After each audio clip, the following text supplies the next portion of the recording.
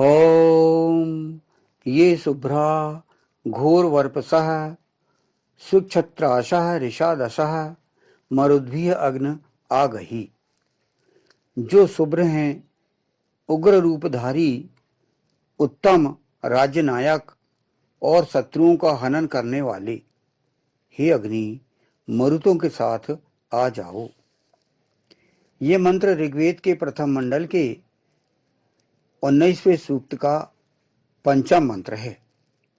इसके ऋषि भगवान मेधातिथि महिवत काण्व हैं और चूंकि इस 19वें सूक्त में कुल 9 मंत्र हैं, तो इसका जो पंचम मंत्र जो लिया गया है उसका दिव्य विषय किंवा मुख्य विषय है अग्नि और मरुत, जैसे कि प्रत्येक 9 मंत्र के भी मुख्य विषय यही है। इस पंचम मंत्र का छंद है गायत्री और स्वर है षड्ज।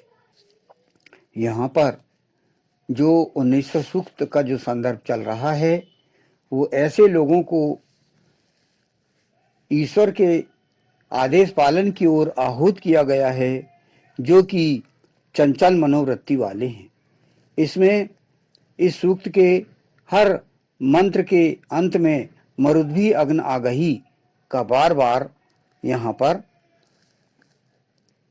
वाचन किया गया है, ताकि जो चंचल प्रवृत्ति वाले हैं वो अपना जो व्यक्तित्व है चंचल प्रवृत्ति रखने का उसको बदल के और वे गंभीर हों अपने जीवन के प्रति और उन्हें कैसे कार्य करना है, किस प्रकार का उन्हें जिम्मेदारी उनके जीवन में आना है, ये इन जो 19वें सूक्त के 9 मंत्र हैं उनमें बार बार समझाया गया है। यहाँ पर अग्नि अर्थात जो प्रकाशित है, प्रकाश प्राप्त जिसने किया है, उसको आदेश दिया गया है कि वो किस प्रकार के लोगों को ईश्वर के आदेश पालन की ओर आहूत किया करे। यहाँ पर जो मंत्र लिया गया इसका फुटनोट है वो यहाँ पर लिया गया इस मंत्र का।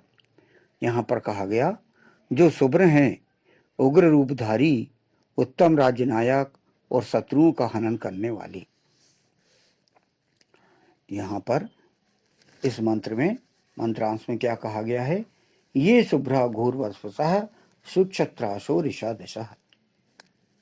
यहाँ कहा गया है ईशान परम परमात्मा अर्थात ईश्वर के आदेश पालन की ओर इस मंत्र में निम्नलिखित विशेषता रखने वाले लोगों को आहूत किया गया है।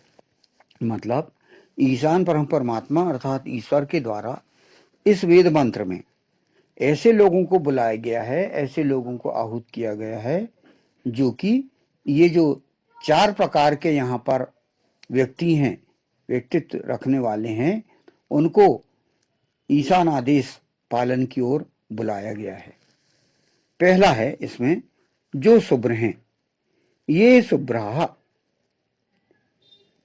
उज्जवल चरित्र वाले हैं, जिन्हें काले धंधे काला बाजारी से घृणा है, जो अज्ञान अंधकार में ग्रस्त नहीं है, अपना प्रत्येक कार्य वैधानिक रूप से स्पष्टतः करना पसंद करते हैं।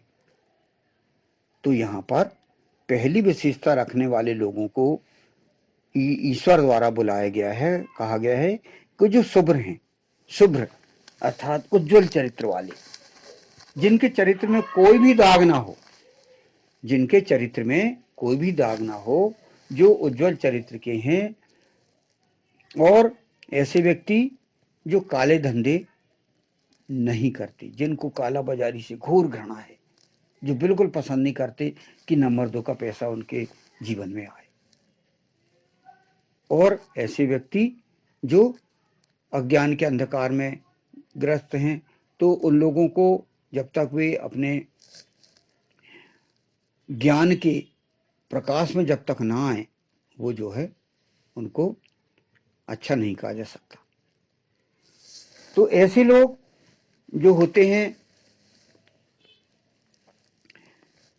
काला बाजारी और अज्ञान, ऐसे लोग जो है सही अपना जीवन व्यतीत नहीं कर सकते। तो सबसे पहले ऐसे लोगों को बुलाया गया है जो कि अच्छे हैं, अच्छे लोग हैं, जिनका उज्जवल चरित्र है, हैं, जो पसंद नहीं करते कि भाई नंबर 2 की कमाई उनके जीवन में उपयोग करें वो, और जो अज्ञान अंधकार में ग्रस्त नहीं है, मतलब ज्ञानी है, जिनको ज्ञान हो, जिनको नॉलेज हो वेदों का, शास्त्रों का, और जिनको अध्ययन में रुचि हो, ऐसे लोगों को बुलाया गया है ईश्वर के द्वारा, और उनसे कहा गया है कि वे जो जीवन व्यवस्था है उसको अपनाएं। तो इस प्रकार के लोगों को आहूत किया गया है जो शुभ्र हैं, जो उज्जवल चरित्र वाले हैं।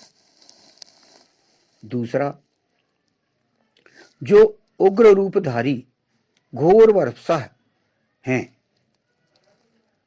जो उग्र रूपधारी हैं मतलब जिनका स्वभाव बहुत उग्र हो, जिनके क्रोधित हो लोग रहते हों, हमेशा क्रोध आता रहता हो उनको, जिनके नाक में गुस्सा ही रहती हो, ऐसे जिनको अपन सामान्य भाषा में कहते हैं।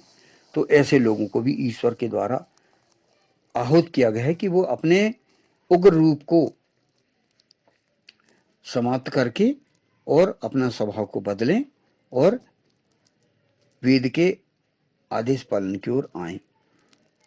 जैसे कि पिछले मंत्र में उग्र प्रवृत्ति रखने वाले लोगों को ईशान परम परमात्मा अर्थात ईशान के आदेश पालन की ओर आमंत्रित किया गया है। जैसे पिछला मंत्र कहा गया था, चतुर्थ मंत्र था, इसमें क्या कहा गया है, या उग्रा अर्कमा आनचुह अनाधष्टासह ओजसा।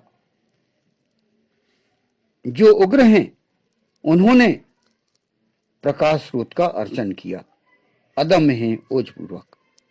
यहां पर कहा गया था, पिछले मंत्र में यही कहा गया था कि जो उग्र प्रवृत्ति के लोग हैं वे ईश्वर का आदेश पालन स्वीकार करें। तो इसी प्रकार यहां पर द्वितीय विशेषता जो है वो कहा गई है कि जो उग्र रूपधारी घोर बसवा हैं, पिछले मंत्र में उग्र प्रवृत्ति रखने वाले लोगों को ईशान परम परमात्मा अर्थात ईश्वर के आदेश पालन की ओर आमंत्रित किया गया है, ताकि ऐसे लोगों से समाज को सुरक्षा प्रदान की जाए और दुष्टों को भयभीत किया जाए। ऐसे लोग जो उग्र स्वभाव के हैं, समाज में ऐसे लोगों से सुरक्षा बहुत अति आवश्यक है, और जो उग्र रूप धारण करके जिन्होंने दुष्ट प्रवृत्ति अपना ली हो, तो उन दुष्टों को भी प्रशासन भयभीत करे ताकि वो अपनी प्रवृत्ति को बदलें, ये यहां पर कहा गया है।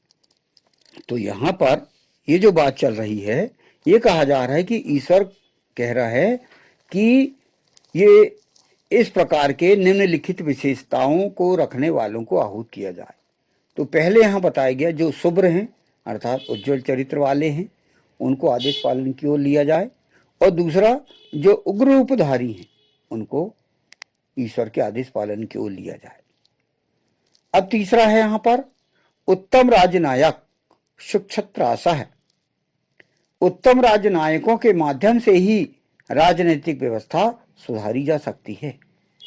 जब तक राजनीति में भ्रष्ट और आपराधिक प्रवृत्ति के लोग होंगे, सुशासन और रामराज की स्थापना नहीं हो सकती।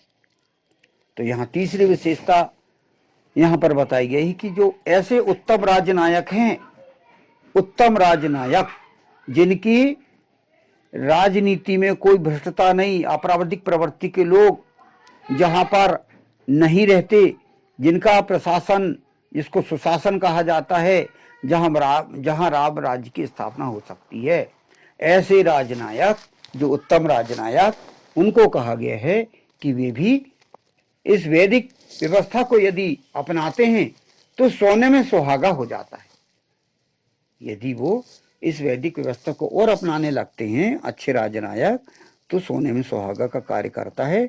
और आप जो है, आपका यदि प्रशासन यदि 1000 वर्ष चलेगा, तो आप यदि वैदिक व्यवस्था को और अपनाते हैं तो हजारों लाखों वर्ष तक वो व्यवस्था स्थायी रहेगी। जैसे कि सतयुग में, त्रेता युग में, द्वापर युग में ये करके दिखाया जा चुका है। ये हम पुराणों से और अन्य शास्त्रों से, इतिहास से हम ज्ञात कर सकते हैं। तो ये था तीसरी विशेषता कि ऐसे जो उत्तम राजनायकों को वैदिक व्यवस्था अपनाना के लिए आहूत ईश्वर करता है। अब चौथा क्रम है, चौथा है शत्रुओं का हनन करने वाले ऋषादशः। शत्रुओं का हनन, दुष्टों का हनन धर्म संस्थापन का अनिवार्य अंग है।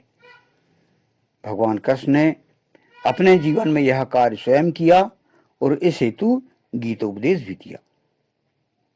तो हम ये देखते हैं कि जो शत्रुओं का हनन करने वाले हैं, जो दुष्टों का हनन करने वाले हैं, ऐसा प्रशासन, ऐसे लोग जो अपने प्रशासन में दुष्ट लोगों का हनन करते हैं, तो ऐसे लोग यदि वैदिक व्यवस्था को और अपना लें तो फिर उनके लिए भी और अच्छा कार्य हो जाएगा।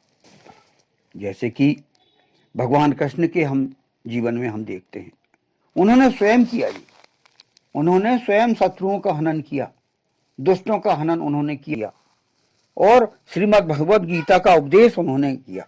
क्या कहा उन्होंने? यदा यदा ही धर्मस्य ग्लानिर्भवति भारत अभ्युत्थानम अधर्मस्य तदात्मानं सृजाम्यहम्।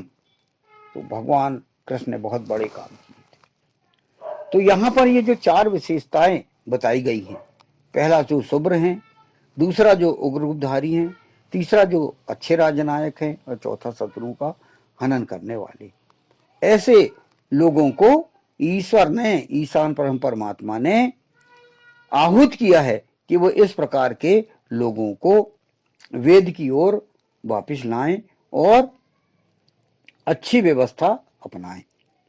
तो यहाँ प्रत्येक मंत्र के अंत में यहाँ पर कहा गया है कि हे अग्नि मरुतों के साथ आ जाओ।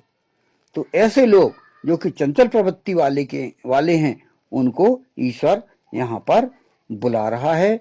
ईश्वर जी कह रहा है वेद के माध्यम से कि तुम इस वैदिक व्यवस्था को अपना के अपना जीवन सफल बनाओ।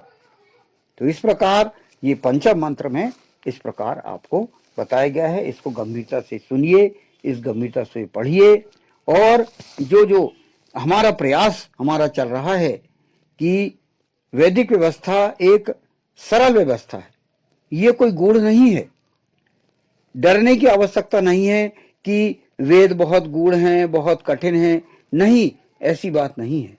एक सामान्य व्यक्ति भी इसे समझ सकता है और उच्च विद्वान भी इसे समझ सकता है। हम चूंकि एक वेद के विद्यार्थी हैं, हम ये चाहते हैं कि जो हम अपना जीवन अपना रहे हैं, हम जो वैदिक व्यवस्था को अपनाने के प्रयास कर रहे हैं, वही कार्य आप यदि करते हैं, आप भी एक वैदिक व्यवस्था को अपनाने का प्रयास करें, तो हम अपने जीवन को सुखमय बना सकते हैं और हम हमारे जो सुख है पूरी तरह से हम अपने सुखमय जीवन बिता सकते हैं। ये हमारा प्रयास है। और आप जो वैदिक पर्सपेक्टिव में जिस प्रकार आप सुन रहे हैं, देख रहे हैं, उनको आप लाइक कीजिए और शेयर कीजिए। धन्यवाद। इस मंत्र को पुनः पढ़ा जाता है। जो शुभ्र हैं, उग्र रूपधारी, उत्तम राजनायक और शत्रुओं का हनन करने वाले, हे अग्नि मरुतों के साथ आ जाओ। ओम ये शुभ्रा घोरवर्पसः सुक्षत्राशुः ऋषादशः मरुद्भिः अग्न आगहि। ओम।